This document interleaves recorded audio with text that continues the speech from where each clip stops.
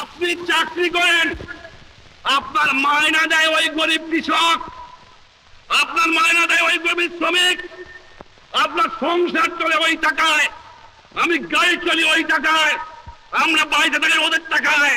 ওদের সম্মান করে কথা বলেন, ওদের ইজ্জত করে কথা বলেন, ওরাই মালিক, ওদের সংসারই চলে। এ বেটা কোত্থেকে আসলি? সরকারি কর্মচারীকে বলবো মনে রেখো, এই স্বাধীন দেশ ব্রিটিশ কলোনি নয়, পাকিস্তানি কলোনি নয়। যে লোককে দেখবা তার চেহারাটা মতো বাবার মতো, তোমার ভাইয়ের মতো, ওর পশ্চিমের পয়সা ওরাই হবে সম্মান বেশি পাবে, কারণ ওরা নিজে কামাই করে খায় আর তোমরা কাজ করিয়া। একটা কথা জিজ্ঞাসা করি আপনাদের কাছে, মনে করবেন না কিছু, আমাদের কাছে জিজ্ঞাসা করি, আপনাদের বলবো কেন, আমি তো আপনাদের একজন। আমাদের লেখাপড়া শিখাইছে কিনা? আমার বাপ মা, আমরা মনে করি বাপ মা। আমাদের লেখাপড়া শিখাইছে কে?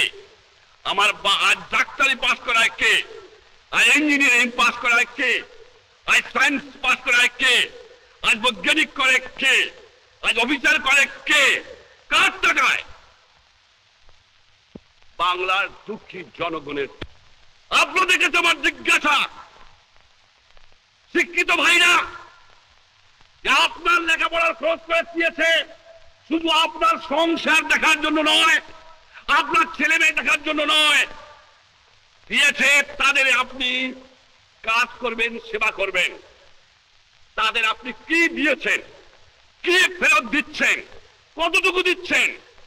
তার টাকায় ইঞ্জিনিয়ার সাহেব, তার টাকায় ডাক্তার সাহেব, তার টাকায় অফিসার সাহেব, তার টাকায় রাজনীতিবিদ সাহেব, তার টাকায় মেম্বার সাহেব, তার টাকায় সব সাহেব।